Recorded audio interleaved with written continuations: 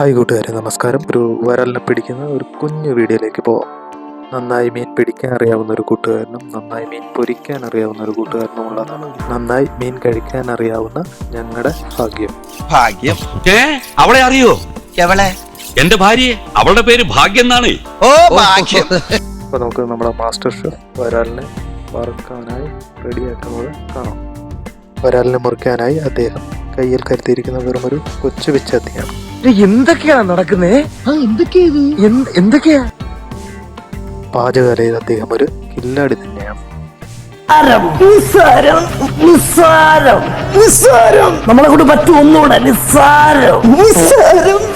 ഗോവിന്ദ, ഇന്ന് എന്ത് മീനാണ് കിട്ടിയത്? കരിമീൻ. വേഗം പോയി കരി മാറ്റി വെള്ളം വല്ലതും ഉണ്ടെങ്കിൽ വാങ്ങിച്ചോണ്ട് വാ.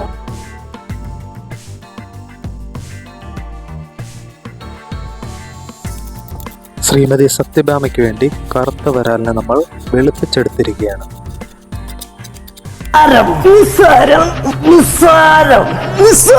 നമ്മളെ കൊണ്ട് പറ്റും ഒന്നുകൂടെ നിസ്സാരം.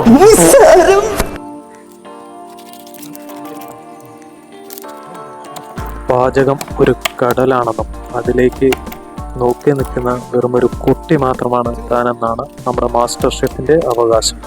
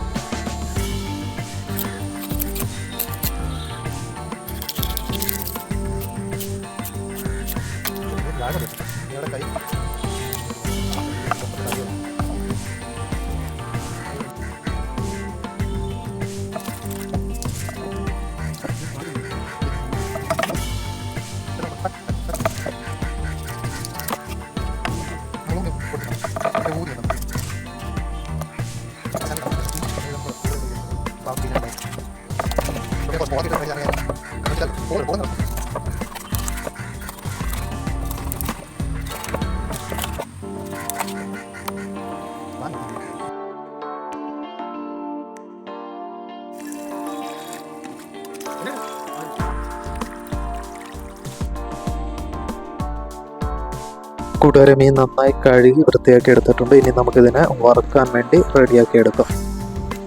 വറുക്കുന്നതിനാവശ്യമായ മസാലക്കൂട്ട് നമ്മൾ നേരത്തെ റെഡിയാക്കി വെച്ചിട്ടുണ്ടായിരുന്നു. അത് ഇതിലേക്ക് തേച്ച് പിടിപ്പിച്ച് കൊടുക്കുന്നു.